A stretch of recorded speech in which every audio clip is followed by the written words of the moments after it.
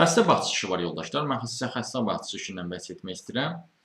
Bu deməli yoldaşlar 35-50 yaşlı şəxslər üçündür.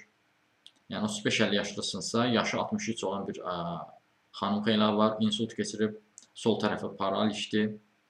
Həmin şəxsi lazımdır, qalmaqlıq bir işdir yoldaşlar.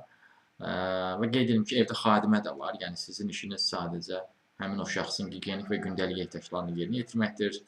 Dərman məsələləridir, anasına qulluq eləməkdir, həmin o daha doğrusu xəstə adam ana sayılır. Belədir. İşdə ağrı olmadığı üçün 500 manatdır yoldaşlar, Yasamal rayon tərəfdə olmalıdır. Bu işə də müraciət edəcək sizə və ya digər işlərlə də tanış olmaq sizə.